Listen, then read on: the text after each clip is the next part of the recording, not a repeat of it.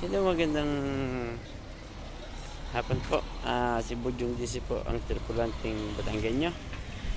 Ngayon po, narito po kami sa Lanzarote, still part of Canada Island. First time ko makababa dito, kaya hindi ko ganong kabisado pa yung area. Ito po ang Lanzarote. Yan. Ang daming mga speedboat, mga bangka, may mga yater sa bandaron. So sabi nila marami daw mga bulkan dito. Yung kagaya nung nakikita niya, yung mga bundok na yan, bulkan daw yan, sabi nila. Yan, parang sa Santorini, maraming bulkan. So kailangan kong makabalik dito bago mag 3 o'clock. Ako muna po yung magagala din at hahanap ako ng supermarket. Basta kailangan ko makabalik dito before 3 para may maitulog ko mamaya. Ako ay binigyan ng update ng aking pramero dahil syempre kailangan na magpahinga rin. So gala-gala muna ho pagka may time. Ganda na lang ang aming mga ginagawang mga tripulante kapag syempre nakakaburyong din naman sa barko. Yung ganang barko puro trabaho na lamang, tapos kabina ay nakaburyo yung, kaya kailangan magala-gala din naman. Ito nga po yung lugar na hindi ko pa nararating. Last year, ito rin yung biyahe namin, yung aming cruise. Kaso hindi ko talaga binababa dahil parang sabi nga ng mga kasama ko, pangit daw. Hindi ko malalaman kung hindi ko susubukan kung maganda pa.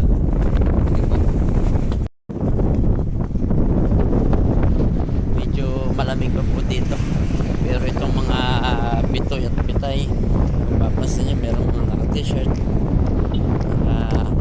sando ba. Subukan kong humanap din ng supermarket dito dahil kung ang bibilhin ko ay yung nasa barko ay napakamahal, tunay lang ay parang doblang presyo. Ako na po ay mamamasyal na yung samahan. Yung isang nakatumpot na yun, tsaka yun, dyan ako nakapagtanong kung saan ang money changer. Ano sa dalawang yun, kumuwi pa nga yung isa tinanong kung taga saan ako, taga Manila ba o taga Batangas. Ngayon po ako yung nagpapatuloy sa aking paglalakad. Naghahanap rin ako ng money changer. May nasabi sa akin meron daw dito Western Union. Yun nga aking hinahanap. Maganda rin pala naman dito, para mga historical nito kung mapapansin nyo sa yon, may mga tao doon, labas-pasok yung mga tao, may canyon. So ganito po ang sa Europe. Ang mga bar kabi-kabila. So ako muna po ay magpapatuloy sa aking paglalakad. Kung kayo po bago lang sa aking channel, huwag naman po nyo kalimutan mag-subscribe. Salamat po. Ayoko may napagtanong ang in-check, hindi naman ho kami magkakaintindihan kaya umalis na sa kanyang tindahan. Ano nga ho, nag-uute-uling maglakad. Pero pagka malayo-layo na kayo, babalik na ako dun sa barko mga sinasakyan.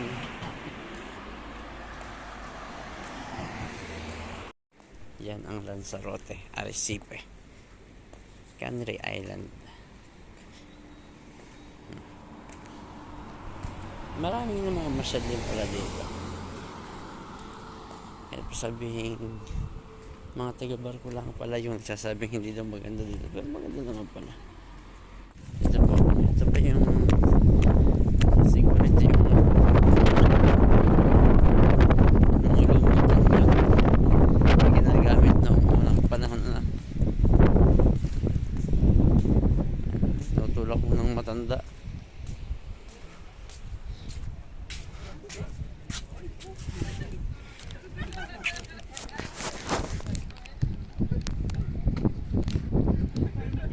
Yung isa, hindi na ako papasok sa loob at hindi ko alam kung anong meron doon sa loob, pero hindi ako papasok. Ang ganda yan. Hindi ako naglakad kanina.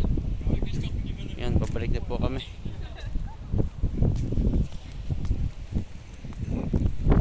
So yan, balik na po doon. Naman kami may iwan, pero mas maganda talaga kung narating makapagpahinga pa. Ay nakapagpapalit na ng pera, tapos nga sundin ko yung dalawang kasama, si Kuya Rodel at saka si Angelo. Titingnan ako anong merong, kung saan pa pupunta itong dalawang ito.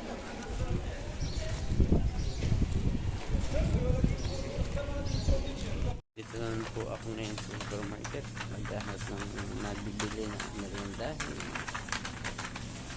sabon, ano pa, toothpaste, toothbrush at saka cream.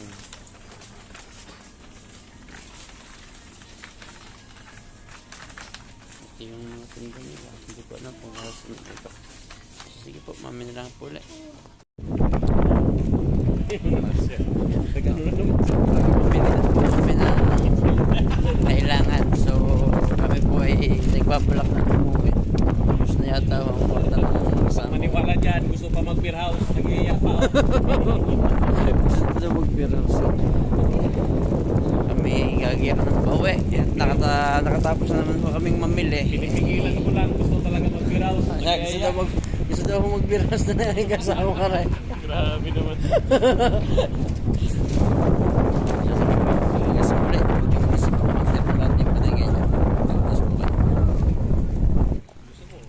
Lanzarote. Naman tayo din eh. Generation. Yan. Mga totoong bangkayan.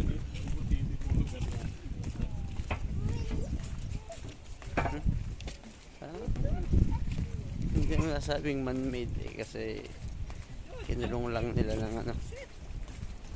Natural din naman yung tubig. Alat.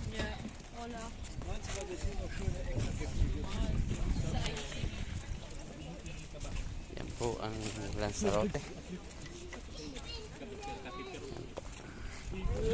Balik sa barko. Aming sinasakyan.